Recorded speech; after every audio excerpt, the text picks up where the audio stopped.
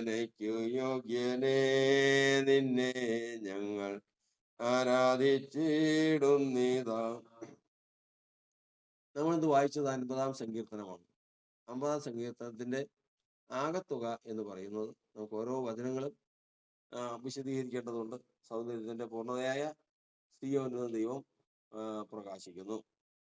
എല്ലാ മനുഷ്യരും അന്വേഷിച്ച് നടക്കുന്നത് സൗന്ദര്യത്തെയാണ്. ഭംഗി വേണം, സൗന്ദര്യം വേണം, അതിനുവേണ്ടി അന്വേഷിച്ച് നടക്കുകയാണ്. എന്നാൽ ഇത് എത്ര കണ്ടാലും, എവിടെ ചെന്നാലും, ഏത് സൗന്ദര്യം കണ്ടാലും ആദ്യം അയ്യോ എനിക്കിത് മതി എന്ന് തോന്നും. പക്ഷെ അത് കയ്യിൽ പ്രാപിച്ചാൽ ദൈവം മുൻകണ്ടിട്ടുള്ള ജനത്തിന് തൃപ്തി വരില്ല. പിന്നെയും ഒരു തൃപ്തിയില്ല. കാരണം ഞാൻ ഏറ്റവും സൗന്ദര്യമുള്ളതെന്ന് കണ്ട് അതെനിക്ക് കിട്ടി, പക്ഷെ അത് എന്തൊരു പോരായി, അതിനൊക്കെ കുറവുകളുണ്ട്. പിന്നെയും ഇതൊന്നൊക്കെ ഒന്നുമല്ല. പിന്നെയും അങ്ങനെ അടുത്തത് നോക്കി, ഇങ്ങനെ നോക്കി നോക്കി നോക്കി നോക്കി നോക്കി നോക്കി നടക്കുന്നവനാണ് ഒരു ദൈവഭക്തൻ. അപ്പൊ അവൻ ലോകത്തിലേക്ക് നോക്കിയെന്നിരിക്കും, ഈ ലോകത്തിൽ അരുതാത്തയിടത്തൊക്കെ നോക്കിയെന്നിരിക്കും, എല്ലാം നോക്കി നടക്കുകയാണ്. കാരണം അവൻ അന്വേഷിക്കുന്നത് സൗന്ദര്യത്തിന്റെ പൂർണ്ണതയാണ്. അത് ദൈവഭക്തനുള്ള പ്രത്യേകതയാണ്. അങ്ങനെ നോക്കി നോക്കി നടന്ന് അവൻ ഈ ലോകത്തിൽ ഒന്നും അവന് തൃപ്തികരമല്ലെന്ന് കാണുന്ന ഒരു സമയമുണ്ട്. ഈ സമയമാണ് തീത്തോസിന്റെ ലേഖനം 1-ാം അധ്യായത്തിൽ എഴുതിയിരിക്കുന്ന പ്രകാരം തക്ക സമയത്ത് തന്നെ വചനത്തെ വെളിപ്പെടുത്തുന്ന ദൈവം. അതാണ് സുവിശേഷം അറിയിക്കുമ്പോൾ അത് എപ്പോഴും അറിയിക്കണം, തക്ക സമയത്താണ് അറിയിക്കുന്നത്. തക്ക സമയത്ത് എന്ന് പറഞ്ഞാൽ ഒരാള് ഒരു ഈ ലോകം ആണ് ഏറ്റവും വലുത് എന്ന് ചിന്തിച്ചിരിക്കുന്ന സമയത്തല്ല ചെല്ലുന്നത്. ഈ ലോകത്തെ കണ്ടും കേട്ടും അനുഭവിച്ചും അത് ഇതിലൊരു മടുപ്പ് വന്നിരിക്കുന്ന മനുഷ്യരുണ്ട്. അവരെയാണ് സുവിശേഷം അറിയിക്കേണ്ടത്. അവർക്കാണ് ഇത് ബാധകമാകുന്നത്. അങ്ങനെ നോക്കി അവിടെ ചെല്ലുമ്പോൾ ആദ്യമായിട്ട് കേൾക്കുന്നതാണ് സുവിശേഷം. സുവിശേഷത്തിൽ കൂടി കേൾക്കുന്നത് എന്താണ്? വചനം പറയുന്നത്, എൻ്റെ വചനം ദർശിച്ച് കേൾക്കുന്നതിനാരും. ഈ വചനം, ഈ വേദപുസ്തകത്തിലെ വചനങ്ങൾ മിക്കവാറും അറിയാവുന്നവർ ഇന്ന് ലോകത്തിൽ ധാരാളം പേരുണ്ട്. കുഞ്ഞുങ്ങൾ മുതൽ പ്രായമുള്ളവർ വരെ ഈ വേദപുസ്തകത്തില് അനേക അധ്യായങ്ങൾ കാണാതെ പറയുന്നവരുണ്ട്, അനേക പുസ്തകങ്ങൾ കാണാതെ പറയുന്നവരുണ്ട്. എന്നാൽ ദൈവത്തിന്റെ വചനം ചോദിക്കുന്നു, അതൊക്കെ ശരി, എൻ്റെ വചനം ദർശിച്ച് കേൾക്കുന്നവനാര്? ഈ വചനം കേൾക്കുമ്പോഴും ഈ വചനം ഗ്രഹിക്കുമ്പോഴും ദർശിച്ച് കേൾക്കുന്നതാര്? അതിനൊരു ദർശനമുണ്ട്. വചനം പറയുന്നത് ഇത് വായിക്കുന്നതും കേൾക്കുന്നതും ഇത് പഠിക്കുന്നതും അതിന് ദർശനത്തിൽ കൂടിയായിരിക്കണം. പഠിക്കുമ്പോഴും ദർശനം എന്താന്ന് വെച്ച് കഴിഞ്ഞാൽ പ്രാണനൊരു ദർശനം ഉണ്ടാകും. ഏതാണ് ആ ദർശനം? ആ ദർശനമാണ്, അത് ആ ദർശനത്തിൽ പോയി കണ്ടെത്തുന്നതാണ് കർത്താവായ യേശു ക്രിസ്തുവിനെയും അല്ലെങ്കിൽ ക്രിസ്തുവിനെയും ആ സൗന്ദര്യത്തിന്റെ പൂർണ്ണതയായ സിയോനെയും. ഇത് രണ്ടും കണ്ടെത്തുന്നത് വരെയും അവൻ അന്വേഷണം തുറന്നുകൊണ്ടിരിക്കും. അതുകൊണ്ടാണ് വചനം പറയുന്നത്, എന്ത്? യഹോവയുടെ പുസ്തകത്തിൽ അന്വേഷിച്ചു വായിച്ചു നോക്കുവീൻ, അവയിലൊന്നും കാണാതിരിക്കില്ല. അന്വേഷിക്കണം. നിശ്ചയമായിട്ടും അന്വേഷിക്കുന്നവൻ കണ്ടെത്തും. എന്ത് കണ്ടെത്തും? സൗന്ദര്യത്തിന്റെ പൂർണ്ണതയും കണ്ടെത്തും, അതിൽ വസിക്കുന്ന ക്രിസ്തുവിനെയും കണ്ടെത്തും, ദൈവപുത്രനായ ക്രിസ്തുവിനെ. അതായത് ഇത് രണ്ടും കണ്ടവൻ പിന്നെ ഒരിക്കലും സൗന്ദര്യത്തിന് വേണ്ടി ലോകത്തിൽ അലയുകയില്ല. ഇല്ല എങ്കിൽ ഒന്ന് കണ്ട് അതിനപ്പുറത്തേക്ക് പോയി ലോകം മുഴുവനും അന്വേഷിച്ചു നടന്ന് അവൻ നശിക്കുന്നതല്ലാതെ ഒരു പ്രയോജനവും കിട്ടില്ല. എന്നാൽ ദൈവത്തിന്റെ വചനത്തിൽ കൂടി, ദൈവത്തിന്റെ വചനം ദർശിച്ച് കേട്ട് സൗന്ദര്യത്തിന്റെ പൂർണ്ണതയായ സിയോനെ കണ്ട് അവിടെ വസിക്കുന്ന കർത്താവിനെ കണ്ട് പ്രാണൻ ശാന്തമായി കഴിഞ്ഞാൽ പിന്നെ അവൻ അതിനപ്പുറം ഒരു സൗന്ദര്യത്തിന് വേണ്ടി ആഗ്രഹിക്കില്ല. കാരണം പൂർണ്ണത, സൗന്ദര്യത്തിന്റെ പൂർണ്ണത അതാകുന്നു. അത് ലഭിക്കുന്നവൻ, അവന്റെ പ്രാണൻ ശാന്തമാകും. അതുകൊണ്ടാണ് വചനം എബ്രായ ലേഖനം 11-ാം അധ്യായത്തിൽ വായിക്കുന്നത്, അവരോ അധികം നല്ലതിനെ, സ്വർഗീയമായതിനെ തന്നെ കാക്ഷിച്ചിരുന്നു. എത്ര കിട്ടിയാലും അവർക്ക് തൃപ്തിയില്ല. എത്ര വയസ്സ് വരെ എന്നറിയാമോ? 75 വയസ്സ് വരെ ഒരു മനുഷ്യൻ എന്തിനു വേണ്ടിയെന്നറിയാമോ? ജ്യേഷ്ഠാവകാശത്തിന് വേണ്ടിയിട്ട്. അവൻ കൂടാരത്തിലാ താമസിക്കുന്നത്. സാധുശീലനാ. അവനൊന്നും ഒരു ഒരു ഉം, ഒരു ഈ ലോകത്തിന് വേണ്ടി അധ്വാനിച്ച് അവനങ്ങനെ കഷ്ടപ്പെടുന്ന വിഷയമില്ല. അവനൊരൊറ്റ കാര്യം മാത്രമേ ഉള്ളൂ, ജ്യേഷ്ഠാവകാശം. കാരണം ജ്യേഷ്ഠാവകാശമുള്ളവന് സ്വർഗീയ അവകാശം ഉണ്ട് എന്നുള്ളത് അവൻ മനസ്സിലാക്കിയിരിക്കുന്നു. 75ാമത്തെ വയസ്സിൽ പലരും മടുത്തിട്ടിട്ട് പോകും. എന്നാൽ മടുത്തില്ല. യാക്കോബ് 75ാമത്തെ വയസ്സ് വരെയും കാത്തിരുന്നു. ആ സമയത്തായപ്പോഴേക്കും ജ്യേഷ്ഠാവകാശം ഏശാവ് അലക്ഷ്യമാക്കി. ആ സ്ഥാനം അവന് കിട്ടി. ആ സ്ഥാനം അവന് കിട്ടി. കർത്താവിന്റെ വചനം പറയുന്നത് അതിൻ്റെ ഇടയ്ക്ക് എന്തോരം സൗന്ദര്യമുള്ളവർ കണ്ടു. അതിൻ്റെ ഇടയ്ക്ക് എന്തോരം സൗന്ദര്യം കണ്ട്, എത്രയോ ഭംഗിയുള്ള കാര്യങ്ങൾ യാക്കോബ് കണ്ട്. പക്ഷെ അതിലൊന്നിലും മതിയായില്ല. അവരോ അധികം നല്ലതിനെ, സ്വർഗീയമായതിനെ തന്നെ കാക്ഷിച്ചിരുന്നു. സ്വർഗീയമായതുണ്ട്. അങ്ങനെ അവൻ കണ്ടെത്തിയിട്ടോ മരണസമയത്ത് ഇവൻ എന്ത് ചെയ്തെന്നറിയാം? അബ്രഹാമും ഇസ്ഹാക്കും യാക്കോബും മരണസമയമായപ്പോഴേക്കും ദൂരത്ത് നിന്ന് അത് കണ്ട് അഭിവന്ദിച്ചു. അതായത് നമ്മള് ചില നാളുകൾക്ക് മുമ്പ് നമ്മള് ഇവിടെ ഇട്ടിയാർമല എന്ന് പറയുന്ന ഒരു സ്ഥലമുണ്ട്. ആ മലയില് ഞങ്ങളതിനെ ഒരു പോകുമ്പോ ഒരാൾ പറഞ്ഞ്, നിങ്ങൾ എവിടെ പോകുന്നു? അവിടെ അവിടെ ഒരാളുടെ അടുത്ത് അവിടെ കയറുമ്പോ, ആ മലയിൽ കയറുമ്പോ നിങ്ങളൊന്ന് ശ്രദ്ധിച്ചു നോക്കണം പടിഞ്ഞാറ്. നോക്കി കഴിയുമ്പോ പടിഞ്ഞാറ് കപ്പൽ കിടക്കുന്നതും കൊച്ചിൻ പോർട്ടും കടലും അങ്ങനെ ഷിപ്പ്യാർഡ് അങ്ങനെയൊക്കെയുള്ള സ്ഥലങ്ങൾ അവിടെ നിന്ന് നോക്കിയാൽ കാണാം. അത്ര ഉയരമാണ് ആ മലയ്ക്ക്. അങ്ങനെ ആ മല ഞങ്ങൾ അവിടെ പോയി നോക്കിയപ്പോൾ കാണുകയും ചെയ്തു. ഞാൻ പറഞ്ഞു വന്നതിന്റെ സാരം, മരണസമയമായപ്പോഴേക്കും അബ്രഹാം, ഇസ്ഹാക്ക്, യാക്കോബ് എന്നിവര് ദൂരത്ത് നിന്ന് അത് കണ്ടു. ഏത് കണ്ടു? അപ്പൊ നമ്മൾ പറഞ്ഞ സൗന്ദര്യത്തിന്റെ പൂർണ്ണതയായ സിയോനും അതിൽ വസിക്കുന്ന കർത്താവിനെയും കണ്ടു. എന്നിട്ട് എന്ത് പറഞ്ഞു? ഭൂമിയിൽ ഞങ്ങൾ അന്യരും പരദേശികളുമാണ്. ഈ ലോകത്തിൽ ഞങ്ങൾ ആശ്രയിക്കുന്നില്ല, വിശ്വസിക്കുന്നില്ല. അങ്ങനെ വിശ്വാസത്താൽ ഈ ലോകത്തെ ജയിച്ചവരായി ഇവിടുന്ന് പോയി. അപ്പോൾ തന്നെ ഈ ലോകം മനുഷ്യനെ ആകർഷിക്കാനും ഈ ലോകത്തിന് കീഴ്പ്പെടുത്താനും ഈ ലോകത്തിലേക്ക് വശീകരിക്കാനും ധാരാളം വശീകരണമുണ്ട്. പക്ഷെ അതിനൊന്നിലും അവർ വീണുപോയില്ല. അവർ സാക്ഷാൽ സൗന്ദര്യത്തിന്റെ പൂർണ്ണതയായ സിയോനിൽ തന്നെ ആശ്രയിച്ചു, ആഗ്രഹിച്ചു, അത് കണ്ട് പ്രാണൻ തണുത്തു, തൃപ്തിയായി ജീവിതം കടന്നു പോകാനിടയായി. ദൈവത്തിന്റെ ആത്മാവ് നമ്മെ സഹായിക്കുമാറാകട്ടെ. നാമും വിശ്വാസത്തിലേക്ക് വരുമ്പോൾ ദർശനമില്ലാത്തവര്, അല്ലെങ്കിൽ അതിനെക്കുറിച്ച് പൂർണ്ണ അറിവില്ലാത്തവർ ചിന്തിച്ചു കൊള്ളണം, നമ്മളിവിടെ വഴിക്ക് വന്ന് എന്തിനാന്ന് വിചാരിച്ചു കഴിഞ്ഞാൽ എന്തിനാണ്? സംശയമൊന്നും വേണ്ട. സകലതും മാറിപ്പോകും. എന്നാൽ നിലനിൽക്കുന്നതും സൗന്ദര്യത്തിന്റെ പൂർണ്ണതയുമായ ഒന്നേ ഉള്ളൂ, അത് സിയോനാണ്. അതുപോലെ അതിൽ വസിക്കുന്നവനാണ്. ആ വസിക്കുന്നവരെയും സിയോനെയും കാണുകയാണ് എൻ്റെ ലക്ഷ്യം. ഞാൻ ഇതിൽ വന്നതിൻ്റെ അങ്ങനെ വന്നതിൻ്റെ ലക്ഷ്യത്തോട് ഞാൻ ഒരു ദിവസം അവനെ കാണും. ഈ ലോകത്തിലുള്ളത് ഒന്നും അതിനും അപ്പുറമായിട്ട് ഞാൻ കാണുകയില്ല. ദൈവത്തിന് വചനം പറയുന്നത്, ഏതെങ്കിലും ഇങ്ങനെ പോകുന്നവനെ, ഇങ്ങനെ യാത്ര ചെയ്യുന്നവൻ, നമ്മൾ പറഞ്ഞല്ലോ, നമ്മൾ വചനം ദർശിച്ചു, കേട്ടു, വിശ്വസിച്ചു, ഇത് കണ്ടു, സന്തോഷിച്ചു, കടന്നു പോയെന്ന് വെറുതെ പോവില്ല. പോകുന്ന വഴിക്കുണ്ട് ധാരാളമുണ്ട്. എന്താണെന്നറിയാമോ? ഒരു യാത്ര പോകുമ്പോഴാണ് അതിന്റെ വിവരം അറിയുന്നത്. നല്ലതുണ്ട്, അതിനേക്കാൾ നല്ലത് ഇവിടെയുണ്ട്, കാണിക്കാൻ ധാരാളമുണ്ട്.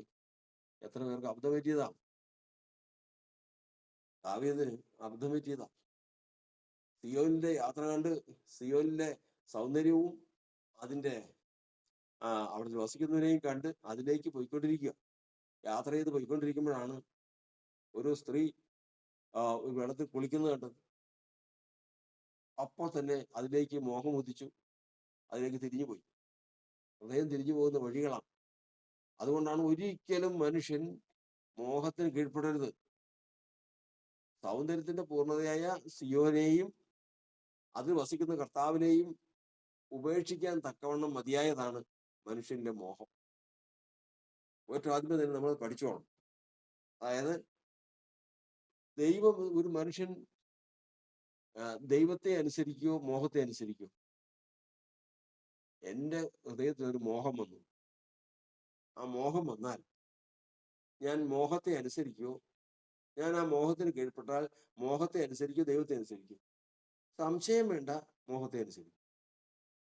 കാരണം ദൈവത്തെ ധിക്കരിപ്പാൻ തക്കവണ്ണം, ദൈവത്തെ അനുസരിക്കാതിരിക്കാൻ തക്കവണ്ണം മതിയായതാണ് കീഴ്പ്പെടുത്തുന്ന മോഹം. കാരണം അതിന്റെ അധികാരി പിശാചാണ്.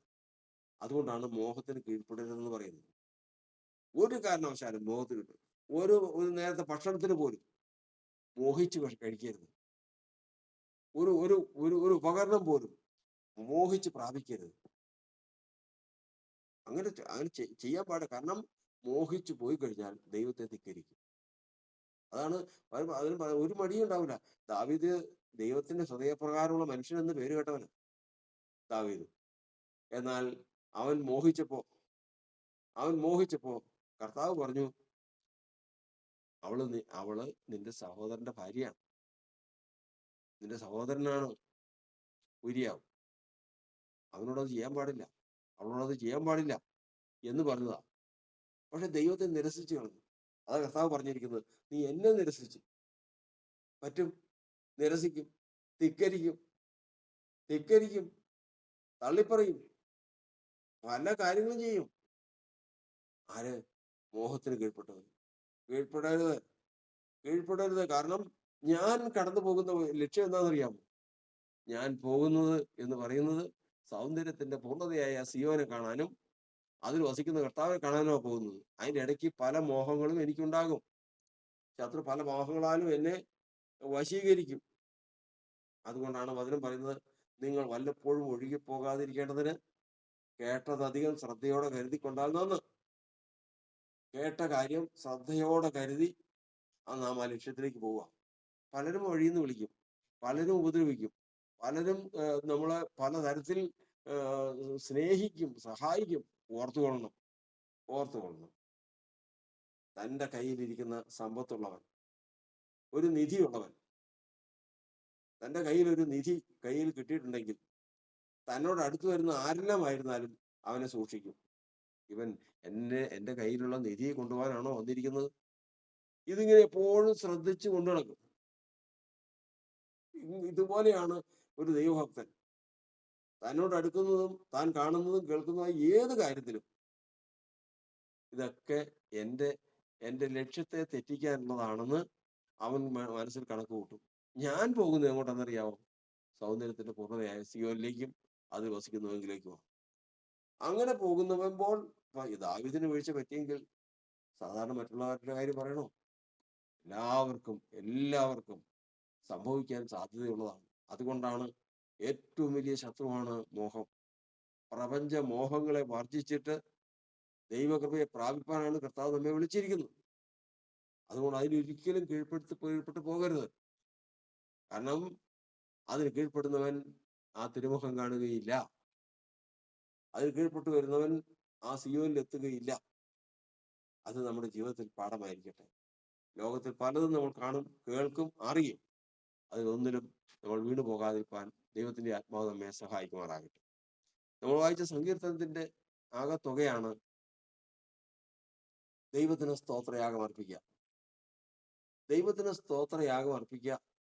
കാരണം കർത്താവ് അതിന് ചില കാരണങ്ങളും പറയുന്നുണ്ട്. എന്താണ്? 1000 ആട്ടുകൊറ്റലിൽ ഞാൻ പ്രസാദിക്കുമോ? ഞാൻ കോലാട്ടുകൊറ്റന്മാരുടെ രക്തം കുടിക്കുമോ? ഞാൻ കാളകളുടെ മാംസം തിന്നുമോ? നീ എന്തിനാ ഇത് ചെയ്യുന്നത്? ഏതെങ്കിലും തെറ്റ് ചെയ്തതിന് ശേഷം ഒരു കാളയുമായിട്ട് വന്ന് യാഗം കഴിച്ച് അവന്റെ ഉത്തരവാദിത്വം തീർത്താൻ വീട്ടിൽ പോകും. എന്തിനാ നീ അത് ചെയ്തേ? വചനം പറയുന്നത്, ആ അറുക്കുന്നതും ആ രക്തച്ചൊരിച്ചിലും നോക്കണം, അത് കാണണം. എൻ്റെ തെറ്റാണ്, എൻ്റെ പാപമാണ് ആ മൃഗം അനുഭവിക്കുന്നത്, ആ ചൊരിയുന്ന രക്തം എന്ന് കരുണയുള്ളവൻ, ദൈവപരിജ്ഞാനമുള്ളവൻ അത് കാണുമ്പോൾ അവനിൽ നിന്ന് ഉയരേണ്ടതാണ് സ്തോത്രം. അപ്പോ സ്തോത്രം ആര് പുറപ്പെടുവിക്കണം എന്നുള്ള ചോദ്യത്തിന് ഉത്തരം ഇതാണ്: യാഗത്തിലല്ല, കരുണയിലത്രേ. ഹോമയാഗത്തിലല്ല, ദൈവപരിജ്ഞാനത്തിലത്ര ഞാൻ പ്രസാദിക്കുന്നത്. സ്തോത്രം പറയേണ്ടവൻ ആരാണ്? കരുണയുള്ളവനായിരിക്കണം. 2, ദൈവപരിജ്ഞാനം ഉള്ളവനായിരിക്കണം. ഇത് രണ്ടും ഇല്ലാത്തവൻ ഈ സ്തോത്രം പറഞ്ഞാൽ ഒരു എങ്ങും എത്തില്ല. ഞാൻ മുമ്പ് പറഞ്ഞിട്ടുണ്ടല്ലോ, സ്തോത്രം പറയുന്നത് ജാതികളും സ്തോത്രം പറയും. സ്തോത്രം എന്ന് പറഞ്ഞ പദം കർത്താവിന്റെ നാമത്തെ ഉച്ചരിക്കുന്ന അധരബലം എന്ന സ്തോത്രയാകുന്ന. എന്നാൽ കർത്താവിന്റെ നാമം ഉച്ചരിക്കാതെ, കർത്താവിന്റെ നാമം എവിടെ ഇരിക്കുക? അതിനകത്ത് എവിടെയാ സ്തോത്രം എന്ന് പറയുന്ന ആ വാക്കില് കർത്താവിന്റെ നാമം എവിടെയാ? ഇംഗ്ലീഷിലെ പ്രൈസ് ദ ലോർഡ്, അത് എവിടെയാ കർത്താവിന്റെ നാമം? കർത്താവിന്റെ നാമം അതിൽ വരണമെങ്കിൽ രക്ഷിക്കപ്പെട്ട് കർത്താവിന്റെ നാമത്തെ വിളിച്ചപേക്ഷിച്ച് കർത്താവിന്റെ നാമത്തെ ധരിച്ച് വിശുദ്ധ ജീവിതം നയിക്കുന്നവനാണ് സ്തോത്രം പറയുമ്പോൾ യേശുവിന്റെ അടുക്കൽ ആ സ്തോത്രം എത്തുന്നത്. അല്ലെങ്കിൽ സ്തോത്രം വേറൊരാൾക്ക് പോകും. അന്യദൈവങ്ങളെ സ്തുതിക്കുന്ന സ്തോത്രമുണ്ട്, അന്യദൈവങ്ങളെ സ്തുതിക്കുന്ന സ്തോത്രമുണ്ട്. അപ്പോൾ അതുകൊണ്ട് നമ്മൾ ഞാൻ സ്തോത്രം പാടി സ്തോത്രം ചെയ്തു എന്ന് നമ്മൾ അഭിമാനിക്കണ്ട. ഞാൻ അഭിമാനിക്കണമെങ്കിൽ ഞാൻ എങ്ങനെയുള്ള ആയിരിക്കണം? ഒന്നാമത്, എൻ്റെ ഹൃദയം കഠിനപ്പെട്ടിരിക്കാതെ കരുണയുള്ളവനായിരിക്കണം. 2, ദൈവവിജ്ഞാനമുള്ളവനായിരിക്കണം. ഇത് രണ്ടും ഉണ്ടെങ്കിൽ അങ്ങനെയുള്ളവൻ യാഗത്തിലേക്ക് നോക്കുമ്പോൾ എങ്ങനെയിരിക്കും? ഒരു പ്രാവിനെ കൊല്ലുന്നത് കണ്ടാൽ മതി. പ്രാവിന്റെ കഴുത്ത് തല പിരിച്ച് പറിക്കണമെന്ന അത് കണ്ടാൽ മതി. ഒരു ആടിന്റെ കഴുത്തിൽ കത്തി വയ്ക്കുന്നത് കണ്ടാൽ മതി. കരുണയുള്ളവനുണ്ടല്ലോ, കരുണയുള്ളവൻ തകർന്നു പോകും. സ്തോത്രം. അതുപോലെ ദൈവപരിജ്ഞാനം, ദൈവത്തെക്കുറിച്ചുള്ള അറിവ്, ഇത് രണ്ടും ഉള്ളവൻ സ്തോത്രം പറയുമ്പോഴാണ് കർത്താവിന്റെ സ്തോത്രം എന്ന യാഗമർപ്പിക്കുന്നവൻ എന്നെ മഹത്വപ്പെടുത്തും. കാളകളുടെ മാംസവും അതെല്ലാം ഇതിനു വേണ്ടിയിട്ടാ. ഏതിനു വേണ്ടിയിട്ട്? കരുണയുള്ളവൻ, ദൈവവിജ്ഞാനമുള്ളവൻ തന്റെ ഹൃദയത്തിൽ നിന്ന് സ്വാഭാവികമായിട്ട്, അതായത് ആരും അവനെ നിർബന്ധിക്കാതെ അവനിൽ നിന്ന് വരും അധരഫലമെന്ന സ്തോത്രയാഗം. അധരഫലം എന്ന സ്തോത്രയാഗം പറഞ്ഞു. അധരഫലം എന്ന് പറയുമ്പോൾ മനുഷ്യൻ ഏതെല്ലാം തരത്തിൽ സംസാരിക്കും നമ്മൾ വായിച്ചിട്ടുണ്ട്. മനുഷ്യന്റെ സംസാരം ഏതിൽ നിന്നും വരും? നാവ് കൊണ്ട് സംസാരിക്കും, പിന്നെ തൊണ്ട കൊണ്ട് സംസാരിക്കും, വായ കൊണ്ട് സംസാരിക്കും, ആധാരം കൊണ്ട് സംസാരിക്കും.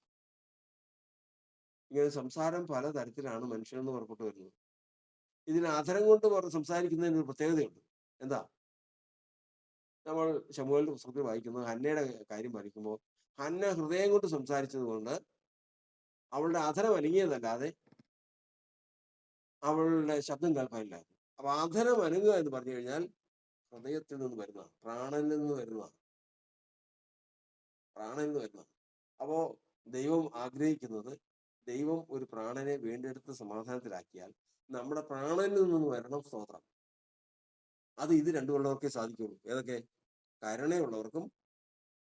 ദൈവത്തിന്റെ സ്വഭാവത്തിൽ ഏറ്റവും 3 കാര്യങ്ങളാണ്: ന്യായം, കരുണ, വിശ്വസത. അതിലേറ്റവും പ്രധാനപ്പെട്ടതിലൊന്നാണ് കരുണ. കരുണയുള്ളവർക്കും ദൈവപരിജ്ഞാനം ഉള്ളവർക്കും മാത്രമുള്ളതാണ് പ്രാണനിൽ നിന്ന് ഈ സ്തോത്രം വരിക എന്നുള്ളത്. നമ്മൾ അതിനെക്കുറിച്ച് പഠിക്കുമ്പോഴാണ്, ദൈവമേ, ഞാൻ എന്താ ഈ കാണിക്കുന്നത്? ഞാൻ എന്താ ഈ ചെയ്യുന്നത്? എപ്പോഴും ഇടപെടാതെ സ്തോത്രം പറഞ്ഞുകൊണ്ടിരിക്കുക എന്ന് പറഞ്ഞു കഴിഞ്ഞാൽ ഒന്നും നടക്കുന്ന കാര്യമല്ല. നടക്കണമെങ്കിൽ അത് പ്രാണനിൽ നിന്ന് വരണം, അധരത്തിൽ നിന്ന് പുറപ്പെട്ടു വരണം. അങ്ങനെ വരുമ്പോൾ കർത്താവിന്റെ വചനം പറയുന്നത് ആ സ്തോത്രം ദൈവത്തെ മഹത്വപ്പെടുത്തുന്നതായിരിക്കും. ആ സ്തോത്രം കൊണ്ട് മനുഷ്യന് വിടുതലായിരിക്കും. അതാ കർത്താവിന്റെ 50-ാം സങ്കീർത്തനം സമഗ്രമായിട്ട് നമ്മൾ ഈ വിഷയത്തെ കുറിച്ച് പഠിക്കേണ്ടതാണ്. മനുഷ്യന്റെ പ്രാണനും അവൻ പറയുന്ന സ്തോത്രവും അവന്റെ അധരവും മനുഷ്യൻ തെറ്റിദ്ധരിച്ചിരിക്കുന്ന യാഗങ്ങളും അങ്ങനെയൊന്നുമല്ല. ഏറ്റവും ആദ്യമേ തന്നെ യാഗത്തിനേക്കാളെല്ലാം മുൻപേ നീ കരുണയുള്ളവനായിരിക്കണം, ദൈവപരിജ്ഞാനമുള്ളവനായിരിക്കണം. അങ്ങനെ ഇത് രണ്ടും ഉണ്ടായിരുന്നെങ്കിൽ ശൗല് അമാലേക്കരെ പൂർണ്ണമായിട്ട് സംഹരിച്ചു കളയുമായിരുന്നു. അത് ചെയ്തില്ല. അതിന്റെ കാരണം ദൈവത്തെക്കുറിച്ച് അറിവില്ല, കരുണയില്ല. എന്നിട്ട് യാഗം കഴിക്കാൻ കൊണ്ടുവന്ന് വെക്കുക. എന്തിനു വേണ്ടിയിട്ട്? അമാലേക്കരുടെ കാളയെയും മൃഗങ്ങളെയെല്ലാം കൊഴുത്തതിനെയെല്ലാം ദൈവത്തിന് യാഗം കഴിക്കാൻ കൊണ്ടുവന്നിരിക്കുക. ദൈവം പറയുന്നത് ഇതൊക്കെ ഇത് എന്തിനു വേണ്ടിയിട്ടാ? ഞാൻ ഇതിന്റെയൊക്കെ മാംസം തിന്നുവോ? ഇതിന്റെ രക്തം ഞാൻ കുടിക്കുമോ? ഈ രക്തം ഞാൻ കുടിക്കുമോ? കുടിക്കില്ല. ദൈവത്തിന് സ്തോത്രയാഗം അർപ്പിക്കുക. അർപ്പിക്കുന്നതിന് മുമ്പ് യാഗത്തിലല്ല ഞാൻ പ്രസാദിക്കുന്നത്, പിന്നെയോ കരുണയിലാണ്. ഹോമയാഗത്തെക്കാൾ ദൈവപരിജ്ഞാനത്തിലാണ് ഞാൻ പ്രസാദിക്കുന്നത്. ദൈവപരിജ്ഞാനമുള്ളവൻ, കരുണയുള്ളവൻ സ്തോത്രം ചെയ്താൽ മാത്രം മതി. അവന്റെ തെറ്റിനെ കർത്താവ് സന്നിധിക്ക് വെച്ച് കാൽവരിയെ ധ്യാനിച്ച് സ്തോത്രം പറഞ്ഞാൽ മാത്രം മതി. അവന് വിടുതലാണ്. ഇതാണിന്ന് 50-ാം സങ്കീർത്തനത്തിൽ നമ്മെ പഠിപ്പിക്കുന്നത്. അതുകൊണ്ട് കർത്താവിന്റെ വചനം പറയുന്നത്, നാം കേൾക്കുന്നത് സ്തോത്രത്തിന് സ്വരം വേണം. അത് പുറപ്പെട്ടു വരുന്നത് അധരത്തിൽ കൂടി ആയിരിക്കണം. അത് അധരം അനങ്ങുന്നുണ്ടെങ്കിൽ അത് പുറപ്പെടുന്ന ഹൃദയത്തിൽ നിന്നായിരിക്കണം. ഹൃദയത്തിൽ നിന്ന് അത് പുറപ്പെട്ടു വരുന്നെങ്കിൽ വീണ്ടെടുക്കപ്പെട്ട പ്രാണന്റെ ആയിരിക്കണം. വീണ്ടെടുക്കപ്പെട്ട പ്രാണൻ ആനതിൽ നിന്ന് ഇത് പുറപ്പെട്ടു വരണമെങ്കിൽ അവൻ കരുണയുള്ളവനും ദൈവവിജ്ഞാനമുള്ളവനുമായിരിക്കണം. ഇതാണ് ഇന്ന് നമ്മൾ 50-ാം സങ്കീർത്തനത്തിൽ നിന്ന് ആദ്യോടൊന്ന് പഠിക്കുന്ന ഏറ്റവും വലിയ കാര്യം. അതുകൊണ്ട് ഒന്നാമത്തെ കാര്യം, നമ്മൾ സ്തോത്രം എന്ന യാഗം അർപ്പിക്കുന്നത് എന്നെ മഹത്വപ്പെടുത്തുന്നു. സ്തോത്രം എന്ന യാഗം അർപ്പിക്കണം. സ്തോത്രം എന്ന യാഗം അർപ്പിക്കുന്നവൻ അവന്റെ യോഗ്യതകളാണ്. അവൻ കരുണയുള്ളവനും ദൈവപരിജ്ഞാനമുള്ളവനുമായിരിക്കണം. കർത്താവിന്റെ ആത്മാവ് നമ്മെ സഹായിക്കട്ടെ, വഴി നടത്തട്ടെ. ദൈവങ്ങളിലേക്ക് നമുക്ക് സമർപ്പിക്കാം. ഹല്ലേലൂയ. പരിശുദ്ധനായ ദൈവം ഇന്ന് നമ്മെ ദൈവിക വഴികൾ കൂടി നടത്തി നാം കേട്ടതുപോലെ തന്നെ ആ സ്വർഗീയ സിയോനിൽ ചെന്ന് എത്തുവാൻ നമ്മൾ ഇടവിടാതെ സ്തോത്രം പറഞ്ഞുകൊണ്ട് ദൈവത്തിന്റെ മുമ്പാകെ കുറ്റമറ്റവരായി ഈ ഓട്ടവും അധ്വാനവും പൂർത്തിയാക്കുവാൻ ദൈവത്തിന്റെ ആത്മാവ് നമ്മെ സഹായിക്കുവാനാകട്ടെ. യാത്ര ചെയ്യും